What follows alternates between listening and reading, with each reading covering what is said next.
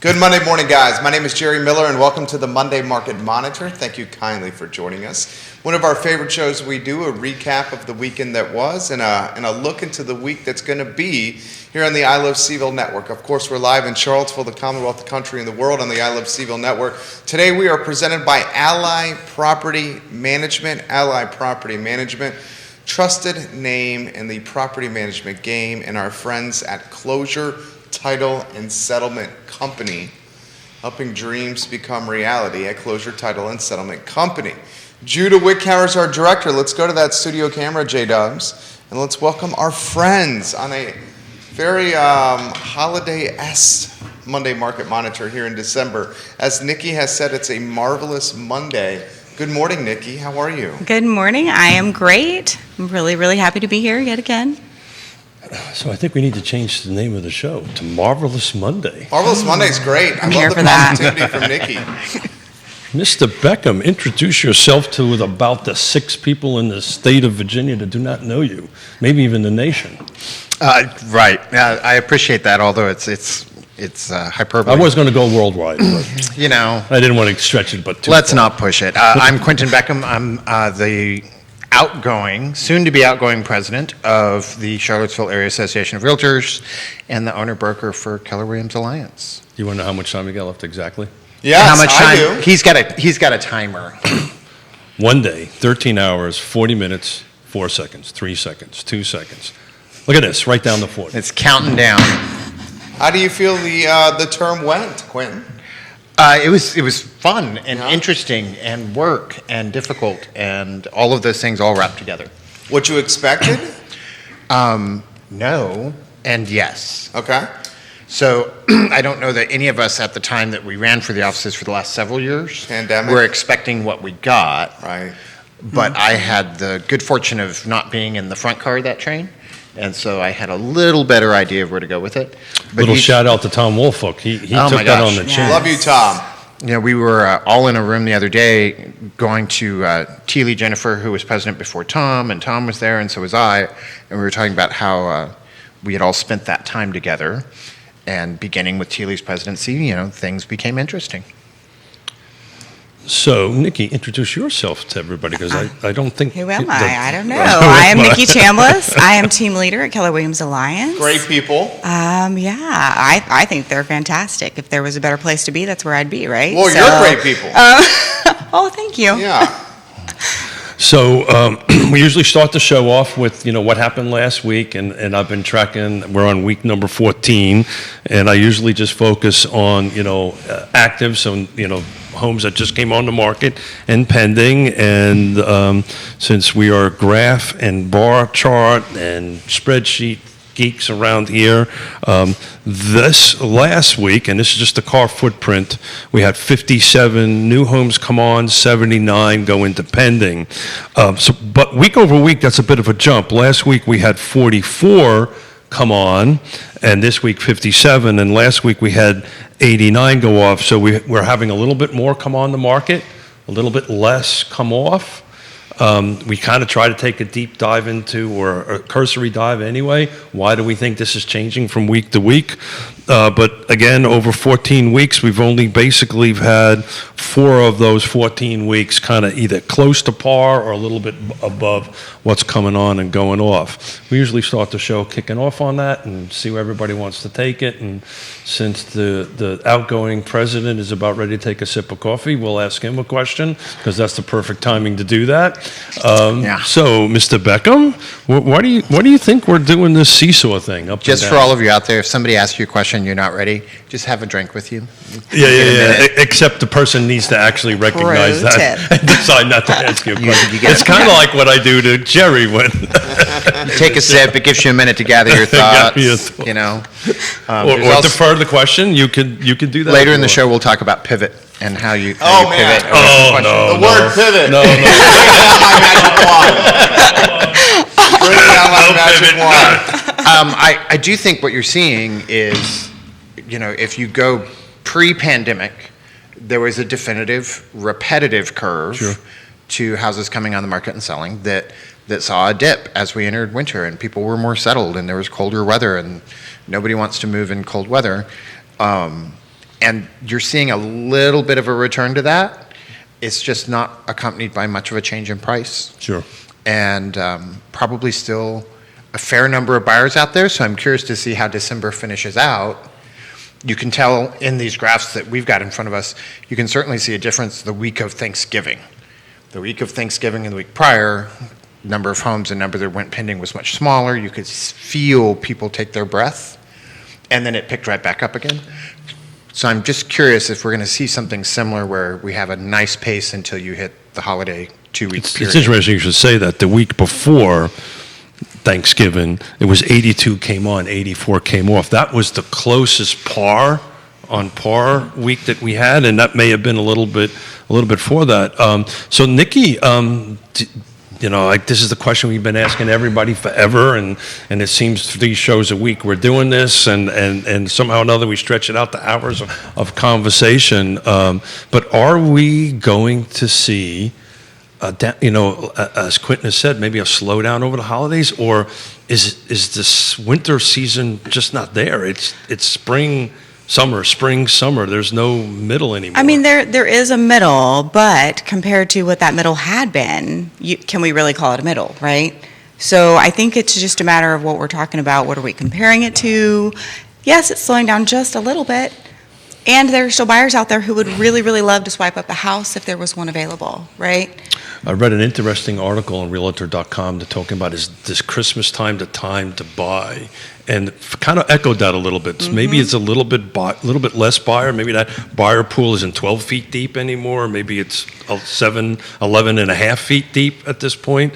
But if it's interesting, so if people are out and shopping, they're serious, right? They're usually well-funded, and usually get the contracts pretty quickly. Well, so what I'm also seeing is I'm seeing buyers who are like, let me just wait till spring, it'll be better. But these are also buyers who were not looking in the past spring, so they did not go through all of that heartache of having to compete in such a fierce market.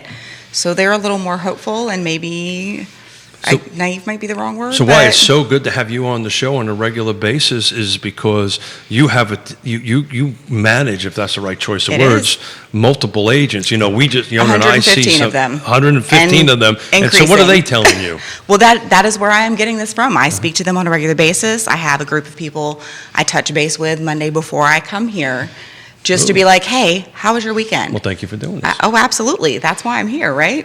What good would that be if I didn't have good information? What was the feedback? That was part of it, though, is that some of those buyers are like, you know what? We're going to take it easy. If something happens, that's great, but we're not going to feel too much of a rush, and we're looking forward to that spring market. But these are also buyers who have not had to compete in that spring market before. What do you think, Mr. Beckham? And I think we were just having a conversation in another group.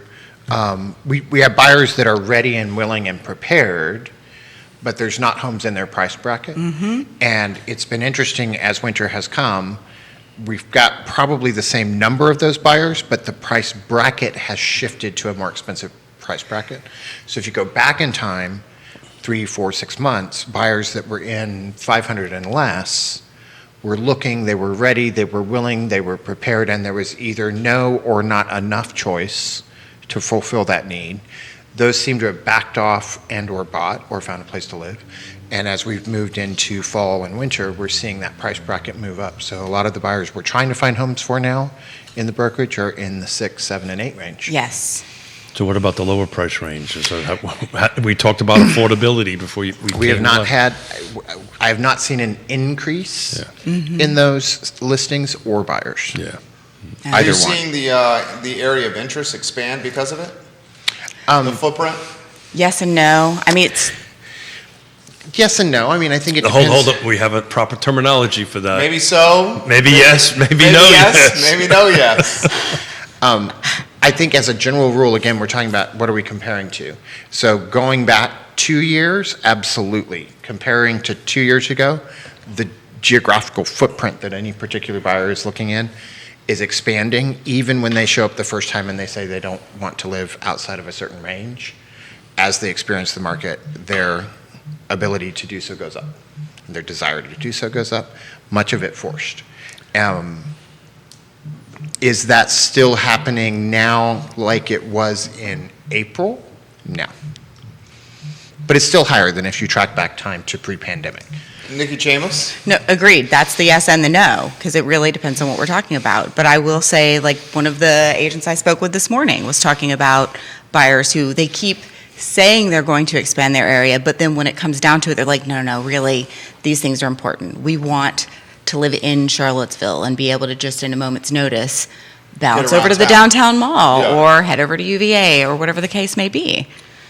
And so you can't expand but so far and have that lifestyle. And I don't know if it's true, but I would wonder how that separates out for second, third, and fourth home buyers versus first-time home buyers. Because I would imagine if we were able to dig into that, you'd see a difference there. But I don't know what that is. Yeah, it's actually interesting because there's a Realtor. I sent you guys a Realtor, a link to Realtor.com. They were talking about predictions for 2020, and just so those who are watching the show, there's some crystal balls and all fun stuff coming for the rest of the year because we're going to have fun predicting 2020, 2022. And the great things about this show is it's there forever, right? Yeah. and people remind you. The guy taps you on the corner. We've papered the trail. There was a guy tapped me in the shoulder in Costco not too long ago and said, "Hey, I saw you and you said this and it didn't quite pan out." And I go, "Hey, I got to go. See you later," and left. But we talk about this inventory thing all the time and what we can do to up it a little bit. But I kind of want to. Quentin, if it's okay with you, because you kind of brushed over a couple of things with your presidency. Can you believe that? With your presidency, and you were able to accomplish a couple of big ticket items, or getting close to accomplishing a couple of big ticket items that I want to give you kudos to, because I know you won't take them for yourself, right? But there was two big heavy lifts this year that are pretty geekish but very important. One was we did some bylaws changes, which was huge, which are not quite there yet, right? We have them set up for a vote. We're not vote yet. And the second thing, which is even, I think, more important, is strategic plan, right? So you guys want to talk, because that's going to set the future for our industry moving forward. And let's face it, we're like what Jerry would say, we're like the largest association in the area for sure. So, well, we're certainly the largest one in Charlottesville, but we were just talking about presidents before me, and so yes, we have a lot of things that are coming to fruition, and these are things that have been started in presidencies prior to me, and so I often feel like I get credit for the music, and I'm really just the guy in the front of the band with the baton, so I might be keeping the rhythm. There you go. You need it? I think Oh no, here we go. He's going to put on the hat. this is probably a better, no. He's going to put on the hat. Oh, come on. I was going to put on mine. No, that makes me feel warm. And so these are the work of years that we're coming to.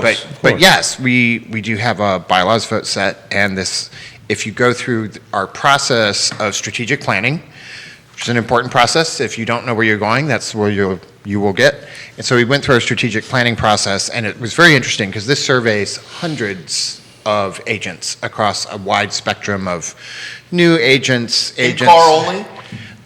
Yes, because Okay. we're only planning for the association, so Okay. we're including our membership, although we incorporate data. And even as we sent out surveys and we had breakout groups and we brought people back, so much of what they were focused on before they spoke to each other was identical. That's what I'm trying to get to. It was very, very clear, and so you could tell that realtors are looking in the same direction, and that associations at our level, the state level, and up to the national level are sharing a need to change and a need to focus in better areas. Not that the old ones were always bad, but to be a little more defined in that. And so diversity was a big deal. Sure. And with diversity, your first step is removing roadblocks. And the first step to removing roadblocks, if you're not somebody that's had to drive over them or through them, is to know what they are. And so a lot of that has to do with transparency. And so we wanted to revamp our election process, which has been a fine process, but it's been around for a very, very long time.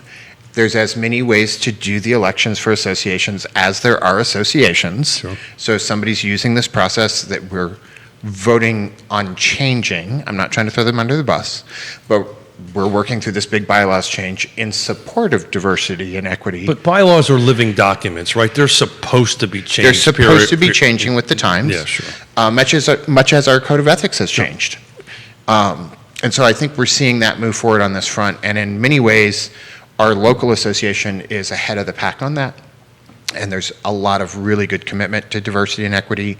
And I know the city of Charlottesville often gets in the news for things in this realm of topics that are negative. And I just would love to have some people know that there's also groups of us in the city and the surrounding areas that are working to do things in the positive, and maybe from areas you wouldn't expect. So would you say that's the top priority? That was one of our top priorities for years now. Okay. So this process began 2 years ago. Tom Woolfolk, the prior president, created the first project team for diversity, equity, and inclusion, which is now council and moving forward. And so I'm really interested on Thursday to see that vote happen, and am in support of this change. It's gone through a very large vetting process and really ties in nicely with what you've seen in our strategic planning process, which is also going to be sent out on Thursday. But we finished the move to get the bylaws change on the ballot for Thursday, so that's one checkbox. We finished the strategic planning, and so the strategic plan is done, and that will present it on Thursday. That's going to be a big meeting checkbox. Thursday. Yeah. And we also have our 501c3 foundation, and we'll be giving it its first check this year, so that we have a better vehicle to support the charities that we support. So I wanted to get this out because, and all kidding aside, we joke around a little bit, but you are a bit of a humble fellow, and you are. You roll your eyes. It's None of my friends are all laughing. They're wondering how much I paid him before this. One of your friends is watching. Not enough, I can tell you that much. Richard O'Brien is watching, Hey, Richie. and he says, Quinn, put the hat on. Come on. Oh, please. Put the hat on. Put the hat on. I'll put my hat on if you put your hat on, and you know how I feel about my hair and putting hats on. But thank you for doing that, because we talk about on the show all the time on how real estate agents and realtors. Did I get that right? It's got only it right. two Work in syllables. progress. Realtors. 2 syllables, not 3. Realtors. Sorry, folks. Real estate professionals. There we go. Pivot. Donna Patton's not happy with you right I now. know Donna's not happy with me, and she made me at the event the other day because I was dancing with Yona. Made me go ahead and say it multiple times. I don't Good. exactly know what that was all about, but anyway. So the reality of it is, I've done multiple strategic plans for all these boards and commissions I got to sit on. And I'm not saying that because you're sitting here or real estate agents are watching or listening. This was probably the best process I've ever been through. And the reality of it is, on our first go-around, it was a blind survey. It was a blind discussion. We all landed very quickly, I mean, within minutes, on the top ticket items, which was the DEI one, on that diversity, equity, inclusion on that, and it worked itself into the agreement. So, it's important on the show for us to talk about what we all do and what we do to give back to the community, right? It's not about, we do things, it's not all about the mighty dollar, right? And we give back, and when that strategic plan and portions of it gets out, it's going to be pretty evident that this is what we are. We set our core values here. And I'm particularly proud of our association and the stand for things that agents have taken, both as members in conjunction with the association and both as community members who are just concerned and want to be charitable and help their community. And it's really easy to look around and see this happening. And I also think just props for realtors across the board.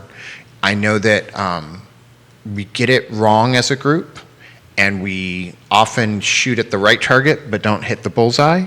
But for a really capitalist, really financially focused group, you would be hard-pressed to find another one that's trying to set its own boundaries of appropriate behavior, what's good for the public And trust. philanthropic, community contribution. It's amazing. Yeah. And so you guys go out of your way. It's not something that you will commonly see. And so anytime somebody tells me a bad story about a realtor or a real estate professional, Thank you. I can think of 2 or 3 that are on the positive side, Right. and so I hope we hear more of those. And we have comments coming in. So this is an interesting one. This is from Mike Jeffries on Twitter. He wants to know if you're a fifth, the Quinn, because I mentioned Quinn. I am the youngest of 5 full-blooded brothers. Okay, so was that part of the name? No, but Okay, 'cause my Quinn, the abbreviation is Quinn, fifth. it's Quinton is Okay, my name, okay. and my mother's side of the family is Cherokee. My mother was born on the Tahlequah Reservation, so legally she's full-blooded Cherokee.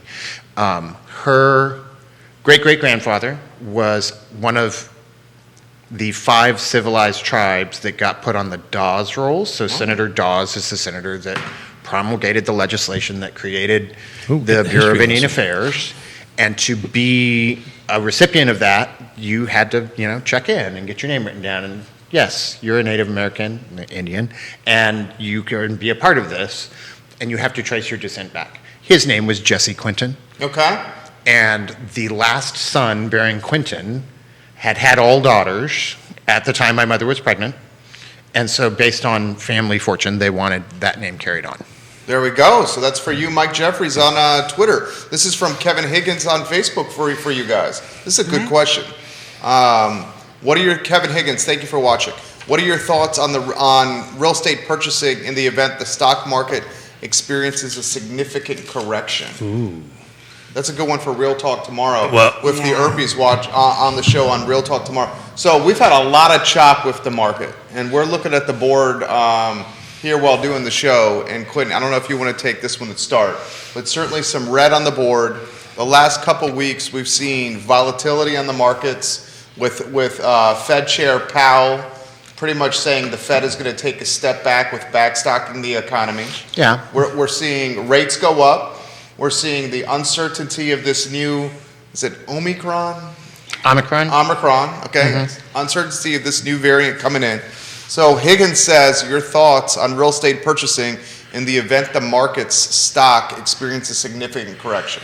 It's a good question. First, if you've traced the stock market and Omicron, the first sort of bearing of or bearishness of the stock market was when they were, Omicron, it's very infectious and we don't know what it does. The South Africa border shutdown kind of put the market in a little That tailspin. started it. Yeah. And then as more information has come out where there's more articles saying maybe just as contagious as Delta, but seems to maybe also be more mild, so less of an issue, you saw stocks climb back up. And so I think there's a direct correlation. We talk about inflation all the time, that it's based on expectations. Stocks are very much the same thing. Stocks work because we agree or we hope that a certain thing is going to happen in the future. And so I think the upside that you will always have with real estate when there's people with large amounts of money that they just want to park and not have it disappear is it's something you can touch.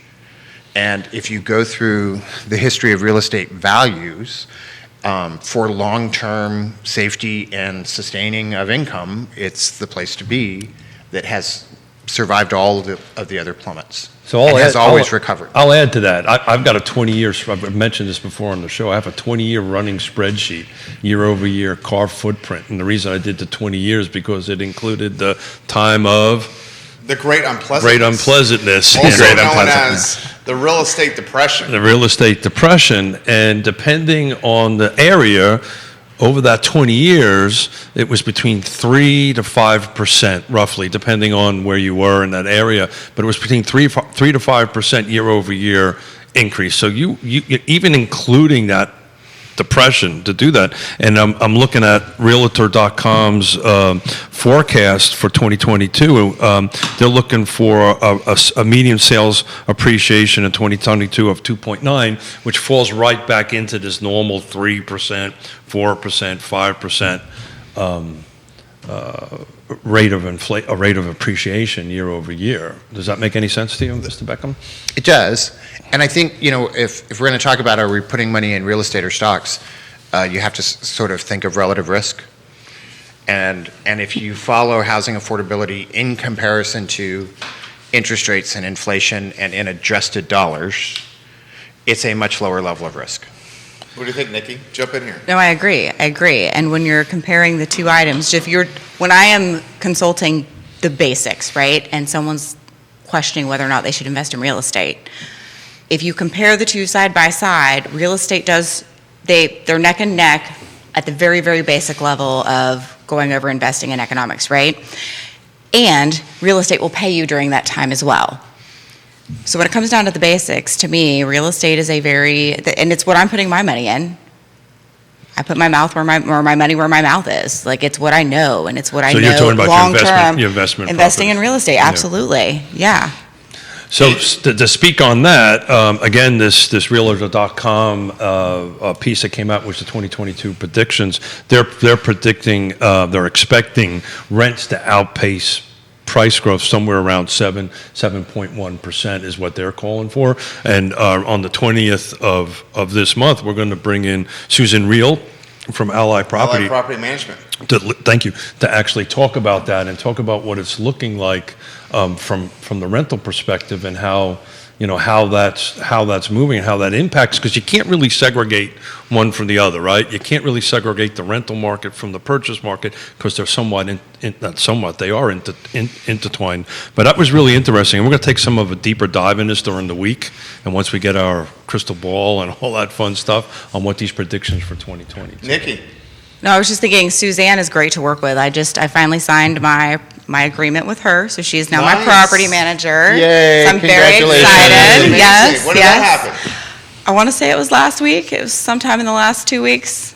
They So- all merged together a little bit. So Very you nice. are, I can testify to that, that was absolutely, in the business space, the best decision you ever made. Oh, I agree. And the fact You that it managed took your me rental, long. right? He manages Yeah. our rental, and Yeah. she managed it so well. If we're blessed and able to do this, we're going to try to acquire some more, because Absolutely. when you get a phone call from Suzanne, then there's a real issue. Other than that, she handles everything. It's wonderful. Quentin Beckham. I'm for it. Yeah. Ally Property Management, and Susan, you're the best. So this is a follow-up. I'm no expert, but the markets today, even in red, make about as much sense to me as home prices going in 2008. I'm scared to death. I will save this for tomorrow's show as well, when the Erpies are on the program. So I'll add to this. We're a bit insulated from more macro trends with UVA in our backyard, which is fortunate. Kevin, I agree that the chop in the market is concerning. And I'm also hesitant and a little trepid to see how this impacts consumer confidence. But I'm in agreement with Quinton and Nikki in that real estate in the long run has proven its value, certainly around here, Keith Smith. Yeah, and that's the reason I quoted a 20-year spreadsheet, right? If you would at that same spread in some other places like Arizona or Florida or something like that, it might the numbers might look a little bit differently. But part of the affordability struggle here, in Charlottesville region, is the fact that the market is so stable, right? And that just kind of impacts it, because you don't get these huge swings in property values. Market is stable. We're well under inventory. Even in the great time of unpleasantness, it was somewhat stable. We didn't get hit as hard as some of these other jurisdictions. It doesn't mean that didn't impact people. I can raise my hand. I was one of them, right? But globally, from a region, we didn't have the number of foreclosures. We had a lot, but not compared to, say, Phoenix or Las Vegas or something along those lines. Grayson asked the question, how do you see the market changing with rates going up? I think it's going to slow it down. It's going to have a little bit of a downward pressure on the pricing, as it always does. The big difference being that it's going to affect affordability. And so, like all supply and demand structures, as those rates go up, your ability to buy a home and build equity goes down, and sellers have to respond by lowering a price or no longer letting the price climb. If you look at something to be afraid of as a home buyer, you should be afraid of mortgage rates long before you're afraid of a price. Because over the life of any house, the mortgage rate has a much bigger effect on how quickly you build equity and how much equity you build versus a high rate. If you go back in time to the 80s, the housing affordability index was at its worst. And I agree with And that was a function of mortgage rates that were 14, 15, 16, 18%, along with incomes that were relatively consistent, accounted for inflation with what it is today. So even though those prices were a lot lower, the household incomes, as you adjusted down in conjunction with those mortgage rates, made the affordability issues a lot greater. What do you think, Keith? Well, And that is macro. That's not to take away what happens at the local level when you're talking about individual communities that have been disenfranchised, affordable housing compared to local jobs. So that's the big median.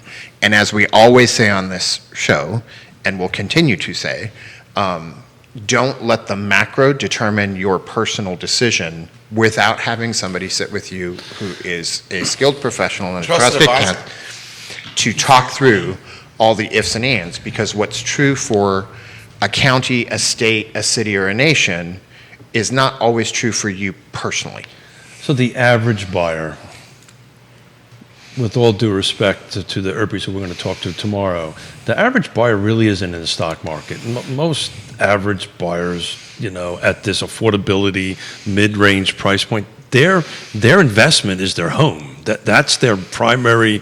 You're saying most of the buyers you work with don't have some kind of positioning in the stock market, whether a 401k, Roth, or Roth IRA, some kind of company contribution? Well, they may, but they don't track this stuff like we're talking right now. They have it, they set up, it's a retirement program. Most buyers really trying to figure out, okay, I got this much a month and I can afford, what kind of house can I buy? They don't, and we'll talk about this tomorrow, but diversification is a great thing all the way across the board on that end of it. But I don't know, Nikki, with your conversations with your agents, do you have these conversations? Well, should I put money in the stock market or buy a house? They're trying to put their family in a home by most part, I would think. Well, I don't think generally they're having people ask them that question. Sure. I think at the point they're speaking to a realtor that they're obviously very interested in getting a house, right? But I do think what my agents are experiencing is that a lot of their buyers, and not all, of course, when we were talking about that whole interest rates moving up, there's still going to be a lot of buyers that are still ready, willing, and able to buy.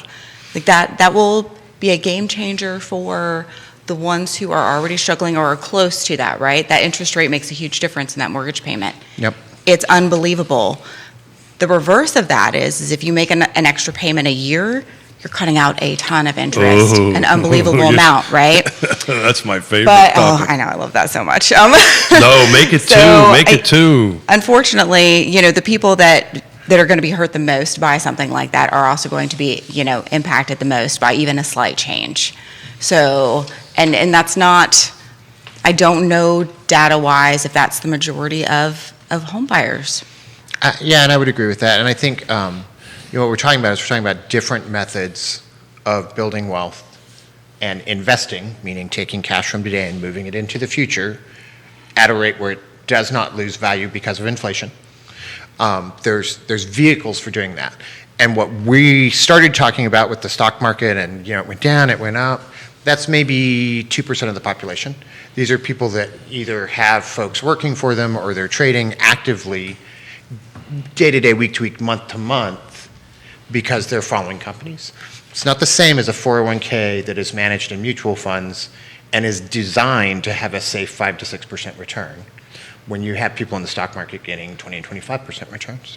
So there's top level, bottom level, and then what most of America does in terms of building wealth is owning a home and having an asset in which they build up equity while it's also appreciating.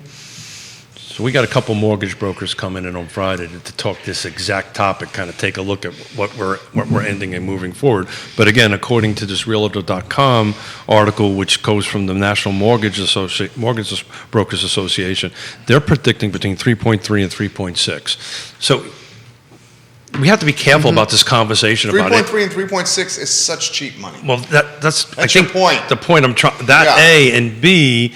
Even though a half a point makes a difference and a half a point can make difference to folks, we're not talking about going from 3 to 6. Correct. Right? We're not talking about going 3 to 8 or 3 to 18 like I had in my first home on that end of it. So I wonder how much, and I apologize for interrupting you. I wonder how much the inventory pinch we're having now is rates being so low folks are refinancing and choosing to stay in the homes even longer because they have this refinance option, pull some money out, and or just fixing their home up and staying in the house longer. Well, that's different money, right? That there's different rates for refis Yeah. versus purchases, and it's a little. I don't want folks to get confused that we're, because refi rates could go up or go down. The requirements are up and down a little bit on that end of it. But it could be. I mean, if they can't find what they want to buy, they can stay in there. Or, from my perspective, what I hope not to see is they can't buy something, the rent's going up 7 or 8% or whatever it is, and it's now putting stress on their food insecurity and different stresses on their family when they can get into it. Mr. Beckham, you're thinking. Yeah, he's got the wheels turning. I see. You said food. I was thinking of Thanksgiving. The cost for a Thanksgiving dinner to feed 10 last year was the lowest it has been in 35 years, because that is a metric economists follow. And this year. And this year it is 2.5 times more expensive than it was last year. Right. So last year's cost to feed a family of 10 for a traditional dinner with canned cranberry sauce and a 14-pound turkey was $25 and some change, roughly. It's roughly $50 now, right? And now it's like 54. 54, yeah. And a lot of why it's 54 is because there was a lot of media talk about turkeys and the lack of turkeys. Yeah. So people went out and bought all the turkeys, Right. and we created a dearth of turkeys. So then when more turkeys came in, they were way more expensive than the first set of turkeys, and we made our own problem. What's the And- psychology behind that? Why do we do that? It's the same thing that happened with the toilet paper. And It's the Christmas crazy. And the gifts. gas. And the The Clorox. gas No, I had Gasoline. chicken. gas- I don't understand chicken. that psychology. Because we're behind selfish people by nature, is what it comes down to. it. I disagree with that. But, I mean, that explains it, though, doesn't it? They're hoarding stuff. yeah, well, Get a Mr. potato. Beckham wants to add something to that? So I think there's parts of this equation that are very fluid that are really going to affect what you're talking about. When is renting appropriate and when is it not appropriate? And at what point do we push renters into buying homes they didn't want and don't meet their top 10 or only meet 2 out of their top 10? Or maybe they only meet 1, which is that it's cheaper than the rent I'm going to have to pay next year. I'm not so sure that I'm opposed to that, so long as they can still put food on the table. We've also seen some really good wage increases across the board. In spite of everything you're saying about people being unemployed, people who are employed are making more money this year than they made last year and the year before. And we had that terrible jobs report, was it last quarter, and we suddenly found another 90, we had like an Easter egg of 95,000 Wherever they jobs. came- wherever they Like, came oh, from. oops, sorry, just, 95,000 more Welcome to employed the people. governmental statistics. So I think there's lots of opportunity for this to change when we talk about stocks and things that affect people's ability to buy a home. The only thing that's affecting the housing market right now in a way that is really impacting consumers is the inventory. Well, I want to take a dive into that in a minute because I've got a stat here which blew my socks off this morning. But Nikki, what do you think about what we've been talking about so far? There's so many topics there and so many things that just kind of had little flags going off in my head. But one of those is that when I'm talking to somebody or when I had been talking to someone about whether or not it's worth renting versus buying when they can't find the house that they want, the next conversation to have is can this be a step in your life as far as investing? Because a lot of times these same people are people who are not thinking about investing in that way. And so not only could this be an opportunity for them to stop paying rent and have ownership, it could be the first step in them realizing that they truly can build wealth and build a future and not just be exchanging, time for money Well, Ray all the Cadell, who time. watches this show, and Ray, if you're watching, let us know, watches this show routinely. He said, in his opinion, maybe not everyone is destined to own in their lifetime. And that's okay. Well, I'll tell you. That's how he says it. I can tell you, my mother and father were the first generation to ever own a home. I was my first generation within There you go. within the Smiths. On my mother's side, actually, same thing. First generation ever to own a home. They've always rented prior to that. A lot of it has to be you grew up in New York City and Sure. you were in apartments. Super expensive. No, you just lived in an apartment. That's what you did, right? So maybe, and I know this is a real estate show, and for the sake of a talk show, maybe the repositioning of the American dream should be perhaps not as strong home ownership? I guess I would ask, what is the why there? Why would they not be homeowners? I would push back on Well, that. I mean, you as you should, considering the business. you No, guys not are even in. that. Because here's my thought. Even the people that I know, and one of my best friends is someone who actually just bought his house, but for a long time was like, you know what, I don't want to buy a house for myself. But he was open to buying one as an investment because that's just smart. But he didn't want to do the changing of a hot water heater when it went out. So for him, it was well worth renting. There was no desire to take care or manage that house. To go back to Right? Exactly right. To go back to this whole conversation about most people aren't watching their phone. Like I just got a text that the stock market went up 500 points. Says we've been talking on this. Must be real talk and impact on the stock market. The reality of it is the generational wealth is always wrapped around home ownership. And my grandparents, great grandparents, all I remember this like it was yesterday. They just never had the wealth. Generational wealth when they passed on. My parents we will. So the best way to build generational wealth is to own. And I can speak to that as a chairman of a land trust that it works. And when you're able to generate through home ownership generational wealth, it makes a huge difference. And I'm 100% in agreement there. We all own real estate. You guys are in the real estate game. We service the supply chain that is real estate. What my point is prices are as expensive as they've ever been. We can make a legitimate statement that it's the most expensive time now to buy a home than ever before. Is that safe to say? I would disagree with that. Yeah, I think it depends on how we're counting You that. would disagree with that? Totally disagree with it. Okay, because you're going to base it on when you bought your first home, when interest rates were 18%? That's exactly right. How much was the cost of that home when you bought it? $150,000. $150K. $150K, I pay 18%. So somebody who's smart. And what is that in was today's money? What was the price of the home now? Oh, probably 300, 350. So it's 2x plus. So we'll do this because I'm not smart enough to. Well, we just need a mortgage calculator to But figure this out. you also have to factor inflation. Yeah. Yes. So if you bought a house for $200,000 in January of 2000, Okay. it would cost $310 today Yeah. without ever having increased in price. That's terrifying. Did you hear So what he it said? did. So when we talk price, we have to be sharing a common idea of what price is, and price is not always the dollar account. That's fair. It's I'm the with buying you. power. Yeah. So 200,000, 21 years ago, 310 now. Sure.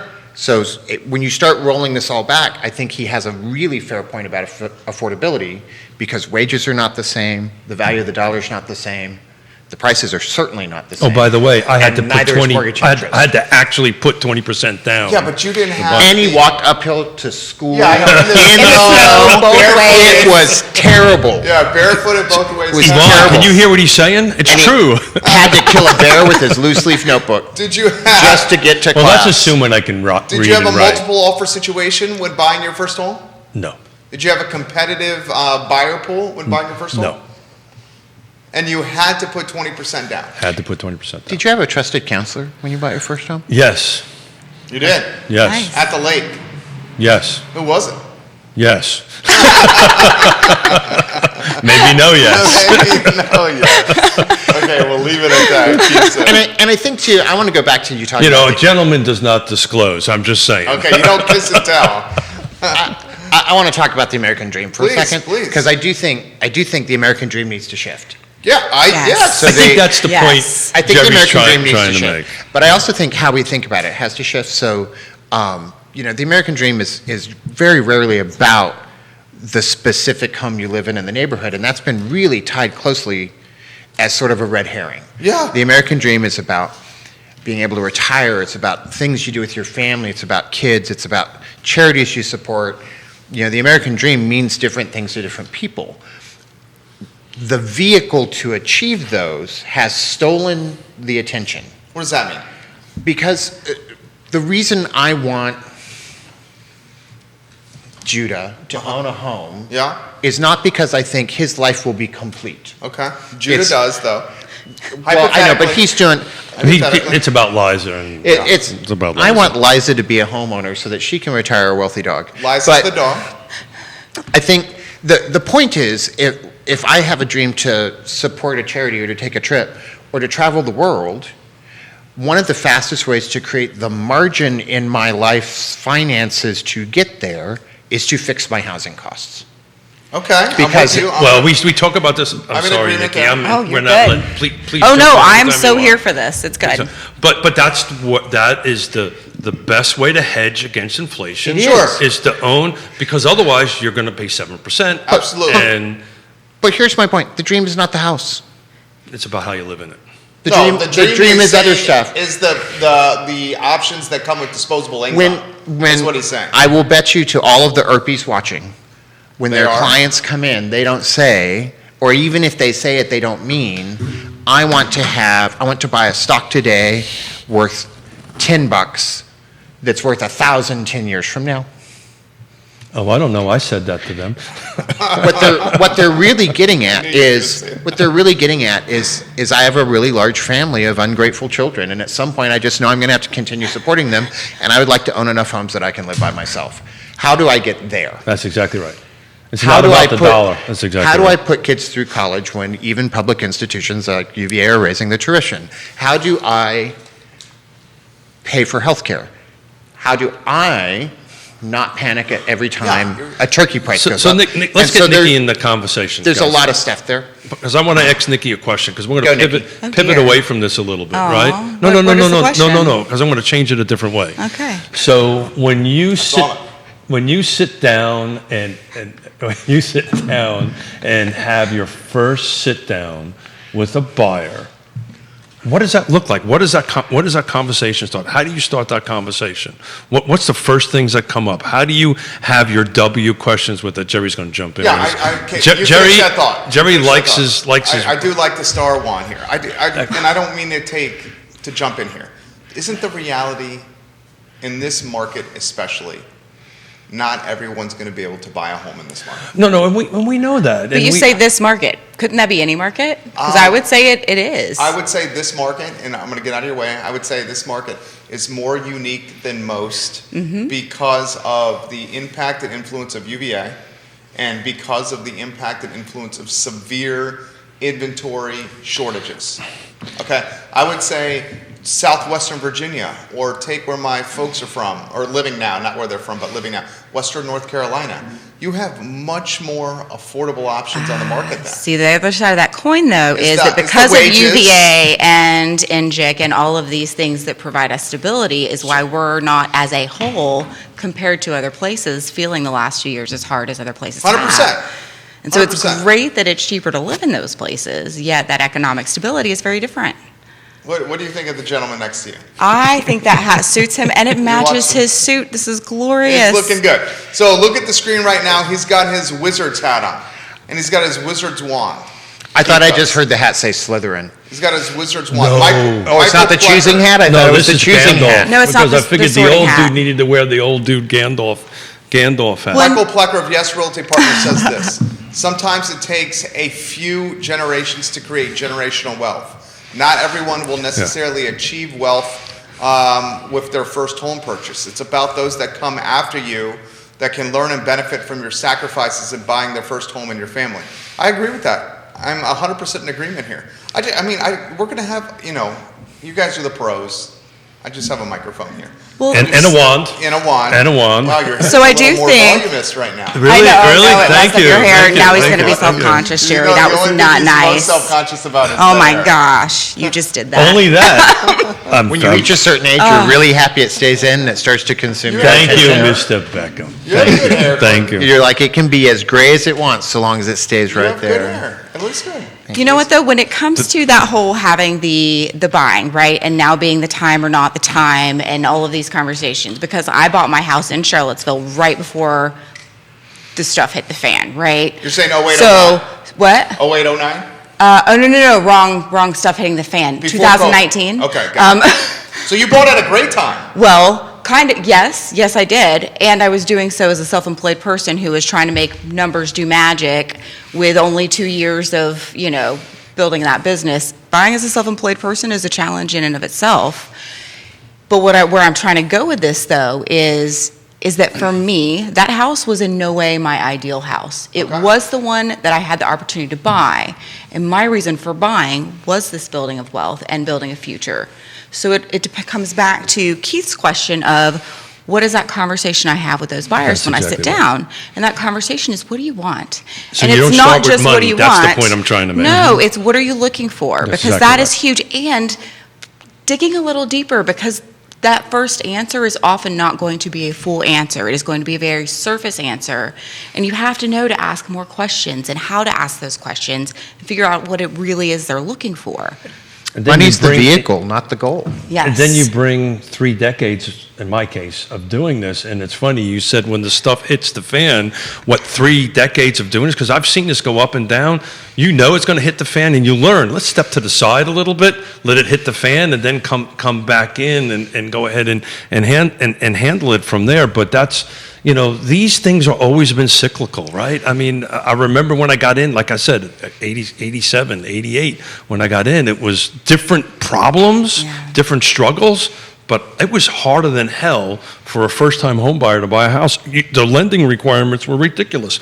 I could not get a VA loan. I just served my country for 6 years, and I couldn't get a bleeping VA loan. That's messed up. Because the VA Preach. was messed up. And I went to the market, and it cost me 20% cash out of my Yeah. pocket. I was blessed enough to save some money on the black market. Excuse me, did I say that out loud? When I was in the Soviet Union? Oops, sorry. Kevin McMullen, hello. Donna Patton, hello. We're going to get to the comments coming in here. This is from Mustache Dan Pettit. I am holding a wizard's wand. He's giving props to Quentin on his jacket. This is one of his 2 very deluxe jackets. This is all. There's 3. Three. Ooh. They're all tailored and fitted right on 4th Street, right? That's correct. Did you enjoy a bourbon while doing the fitting? I did not, but you can. Because they have there at Alton Lane. Yeah, I was too early in the day for that. Okay, really? Yeah, I'm Too sorry. early in the day? Excuse me. Yeah, we can move on. Excuse me, sorry everybody, that was a cough, I apologize. This comment, is it wise to invest in any town that has a university? I would say Yeah, the answer to that absolutely. is yes, yeah. If you just go and look, I mean, it's a simple search can figure that out, generally, I'm not a fan of blanket answers. I think you need to look at the market. Yeah. And should that maybe be a reason to be more positive toward it? Sure, but you need to look at the market. QB, Rosemary Postel, hello. Hi. Yeah, I agree with you. I think you have to look at the market. And I think that we're seeing, we talk a lot about macro stuff. We're also seeing a lot more macro things become true consistently. So, like, if you didn't want to live in Chicago, you could live in Charlotte because it was so much cheaper to live there. And that's not true anymore. Yeah, They're the Charlotte's same super price. expensive. Yeah. So I think it's a matter of timing and your individual motivation and what's important to you, which requires you sit down with somebody. And I really think, although how we do things is differently, that initial part of designing what our people's goals are probably something the ERPs experience similarly at Emergent Financial. We're talking a lot about vehicles because that's how we operate. They have certain vehicles that they use to get people to their goals. So do we.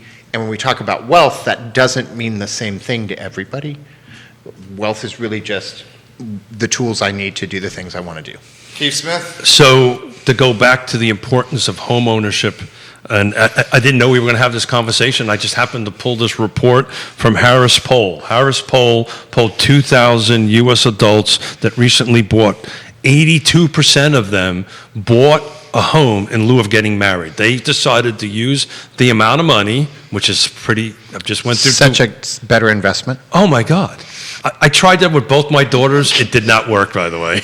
Such a better investment. Totally. You said to both your daughters, instead of doing this wedding, elope, and we'll give you this money for a down payment. And I did. And they didn't. That's brilliant, though. But 82% would rather, because look, what's an average wedding these days? 50K. 30, 40, It's quite an 50. industry. It's quite an industry. And this More than I market, see I'd down say payments. 50K plus. Yeah, or more. Yeah. And so let's think about that, right? If you're buying a $300,000 house and you don't have to put 20% down anymore, like you used to, and you can put 5% down or something like that, that number actually works. The real struggle with it, and I'm trying to get some work on it, the reason they didn't took it was, no, Daddy, you're not getting away that easy. And, oh, by the way, when we move into the place we're going, you're going to help out there too. But that's a whole different discussion on that end of it. But it's the student debt that's impacting these young folks. And I plan to bring that up a little bit tomorrow with the ERPs on how that's impacting, and on Friday with the loan officers on how student debt is doing that. And because what happened in the time of great unpleasantness, everybody kind of went to college and everybody kind of got all this college debt. And now it's like, oops, because they're now at this buying age, right? But 82% decided to buy a house. Michael, to Quinton, wealth to me and how I position it to first-time home buyers simply means security. Yeah, frequently. I mean, Well, if you think of Maslow's hierarchy of needs, let's do it in a financial sort of status. You know, food and shelter is lowest on that, and I have to pay for it somewhere. And so particularly if I feel like I'm in that lower echelon, which is how I have felt most of my life in terms of income, I want to pick a payment that I can afford and stick it and keep that pin in it for 5 or 10 years, because then I know it's not going to change on me. Nikki Chambless. Yeah, well, and when just kind of the whole conversation comes back around, when you're talking about to that buyer, if they can view this as a stepping stone, because the likelihood that this house that they're purchasing is some final place they're going to stay for the rest of their lives, for most people that I've worked with of varying ages, is very unlikely. There's a very, very small percentage of people that's where they're going to stay forever. So if you can view this as a stepping stone, it broadens what you're willing to do, where you're willing to live.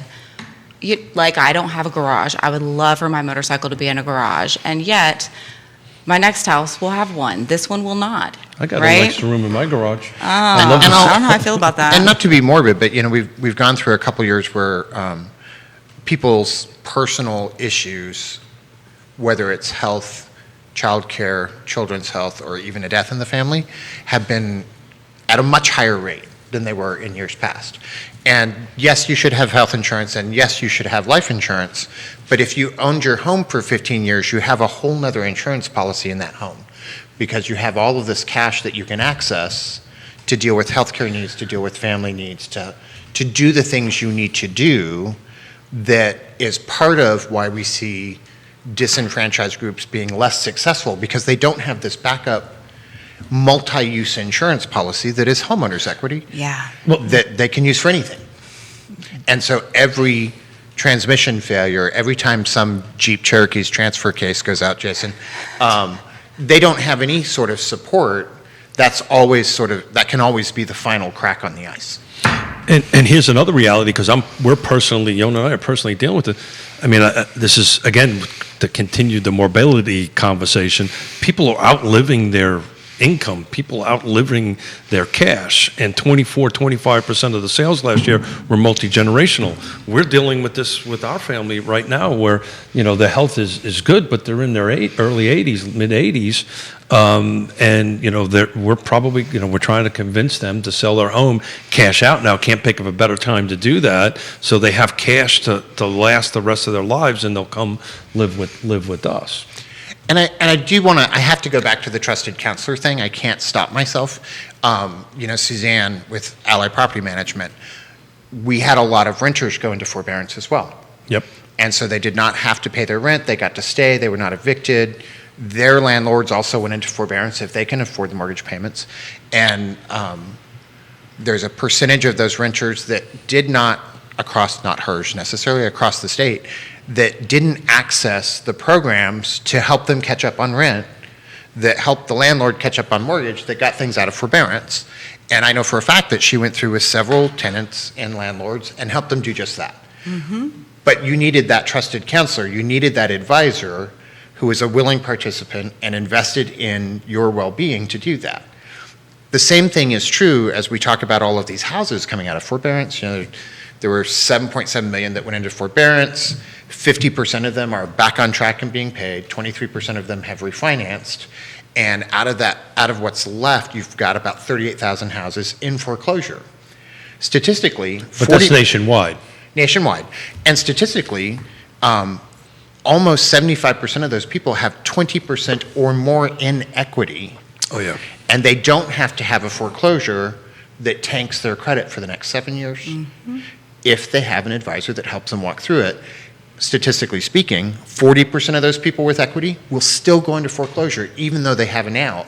And I think much of that is a lack of education, a lack of somebody to help them through it. They don't know what to do. But it And also could be big ticket items like health scenario. I mean, some there's other reasons He's saying for that them. they just should pull on the equity in the house to make sure that they don't go into foreclosure. Well, so generally what happens with that is, they don't know what their options are. That's the Yeah. reason they should be listening to Real Talk. They don't know what their options are. They know, and to go back to the Suzanne thing, I've personally referred her other landlords that were using different property management to help that landlord get that money because their property management company couldn't do that. Or wasn't willing to put in the work. Maybe, we'll leave that. Yeah. Leave that alone. Because it just required bringing the paperwork to the tenant and having them sign. I just got a text from my mother, I'm not moving in the basement. Well, none of this stuff is simple. Even selling your house in a good day, in a normal fashion, is not simple. Sure. We do this every day, and really good agents may make it look simple to the clientele, but there's 1,000 steps from deciding you're going to sell your home to actually getting a check at the other end. And so I think having somebody that knows the process, that you trust, who is a good advisor with good experience in education and a good skill set to walk you through it is worth every penny that you pay for that. And we and the Earpies and other folks have built whole businesses on that and survived because it's true. If it was not true, we would not be here. Nikki. Yeah, no, agree 100%. And I think having like Suzanne to be able to help with things like this, because while it might seem like a simple process, when you're drowning, it's not. It's yet another thing. So when you're already struggling with paying that mortgage or paying that rent, it's just another thing to figure out.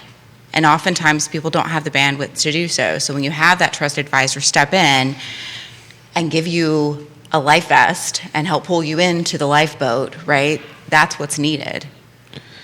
Well Again, said. Realtor.com, we're talking about moving forward. There's 45 million millennials between the age of 26 to 35 that they're going to be in 2022.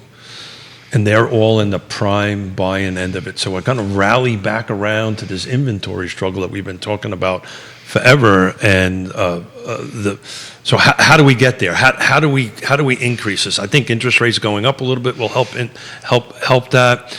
But on the supply side, we talk about this, red tape to green tape and all that kind of great stuff. I mean, any magic thoughts from the two geniuses sitting to my right and Jerry's left on I mean, we're going to be in this pinch forever. Don't you think, Quentin?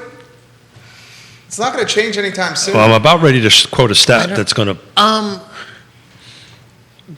We are not getting out of the inventory shortage soon because it's been around we've been working on it for 12 or 13 years now. So yes, that's true. And It's a coveted area. New employers are opening up And shops there here. are moments where the housing market is like every other market. It's just like turkeys. It's just like gasoline. The issue is the flow and the smooth quality of the market more so than the market product itself. So do I want the market to calm? Yes, because I think that will handle some of the issues that we're dealing with. I think we're going to see inventory come on in spring in our area, just like we always do, because people will have to move. A smoother market will get more people into their transition better than some of the craziness that we've experienced in the last 2 years. And we really need better ability for developments to come to fruition at a faster pace, at a higher density. So a stat that I just read this morning, Well said. so I get alerts from the National Home Builders Association, I'm going to track this carefully, which just totally rocked my world. I'm going to actually read it. The U.S. Commerce Department moved forward with an administrative review to double the tariffs on Canadian lumber shipments from 9 to 18%. Substantial.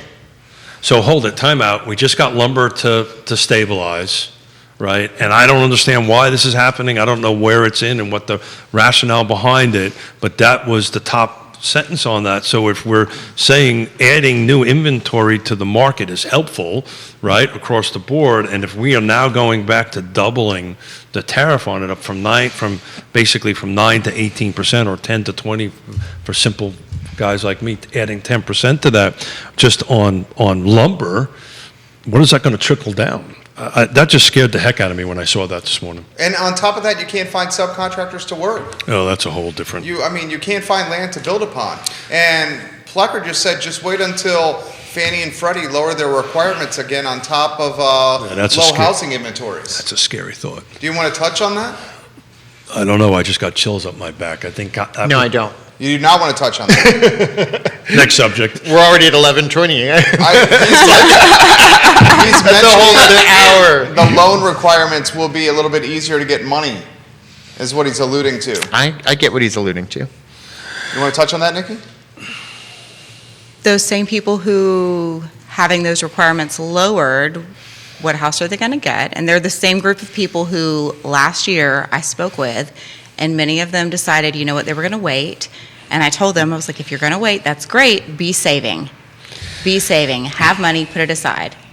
Because what you're going to need is more money to have more power to negotiate to get a house. And if you're going in still trying to roll in your closing costs, which is still doable, people are still doing that.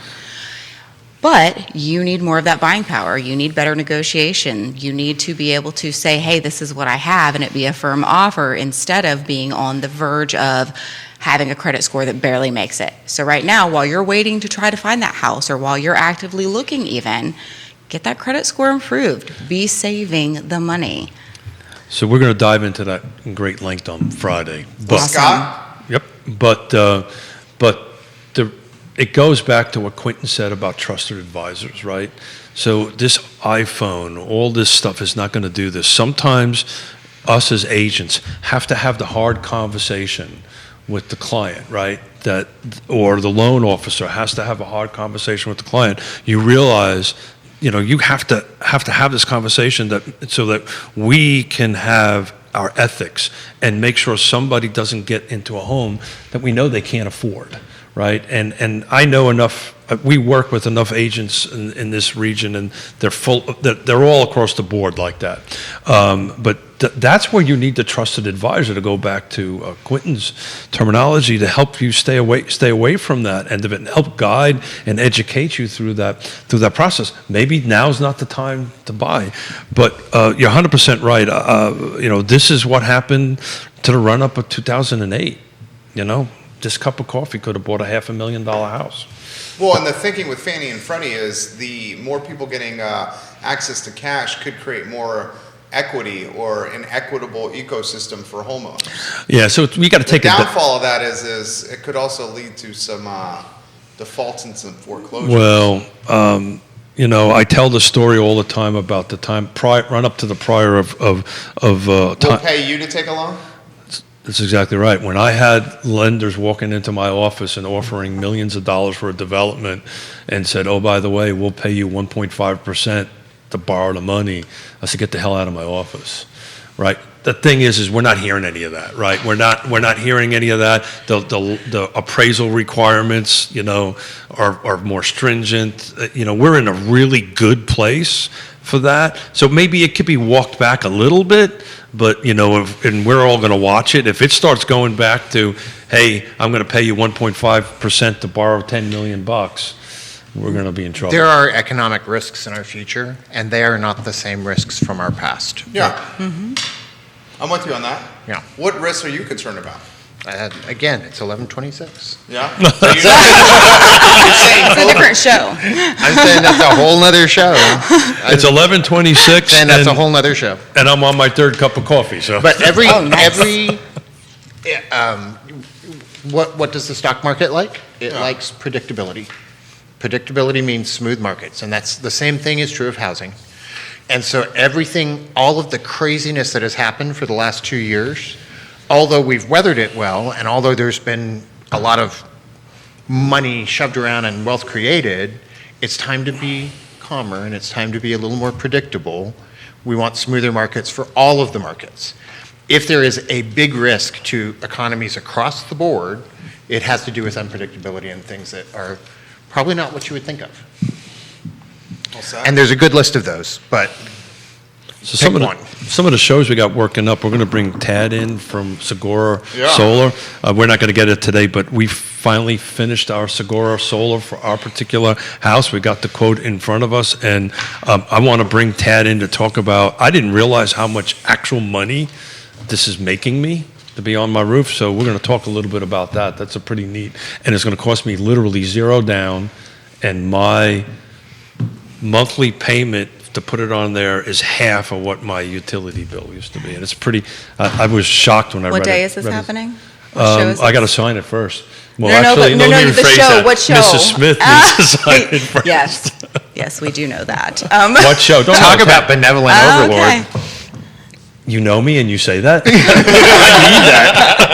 Yona is. You know, there's a reason my debit card only has a certain dollar amount on it. Very smart lady, that Yona Smith. Oh, look at the shirt. Open up the shirt Yes, there. Realty Let's see the Partners. It logo. looks Look good. at you, brother. Nice. Thank Good you. looking, Look at yeah. you, man.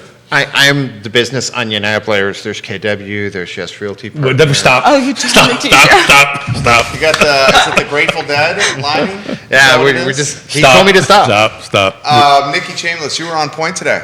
Ah, thanks. Absolutely. And Michael pointed out that you are a trusted real estate advisor, and you can tear it up on the dance floor. That actually, yeah. That is true. That happened Saturday night. And I she's in a did. It was band. great. I was witness to this. She's in a band. Keith Smith, good show tomorrow. How about a tease for tomorrow? Yeah, so we're going to have the Erpies here. We have a lot of fun. It seems like we're going to continue the conversation. They were asking me what the topics were going to be for tomorrow. I said, you watch today, then we'll talk about what the There you topics go. tomorrow. And then on Friday, we're going to have a couple loan officers in to talk about that, so I'm excited about it. Last week was pretty much Batman and Robin week, which I had a ton of fun. Me and, too. And we're back to getting some good content out there. Allied Property Management guys, one of the presenting sponsors of the show, Closer Title and Settlement Company.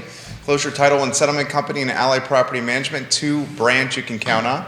Quinton Beckham, Nikki Chambless, Keith Smith, Real Talk and the Monday Market Monitor on a Monday, guys, here on the I Love CVille Network. Thank you kindly for joining us. Thank you. You're going to wave the wand here before we go? I don't know what to wish for. Just whatever Wait, I'm you going to do want. it quietly. It's like a birthday wish. Did I it can't come tell you. true? I'll tell you on Friday. Okay. Wait. Oh, that's the last day? No, this Thursday's my last day, but I'll tell Thursday's you on his Friday. last day. If you see Quinton Beckham, tell him thank you for a job well done Yeah, as CARD president during a pandemic. Absolutely. And thank you for joining us today. Thank Absolutely. you, and, Oh, thank you, and thank you, guys. Nikki. Oh. Thank you, Quentin. And we're gonna have to wrap up because I was on 3 cups of coffee. So Smith needs to hit the head. And I need to you hit guys the have a head. good morning. We will catch you guys next time. Take care. thank you, guys. Thank you.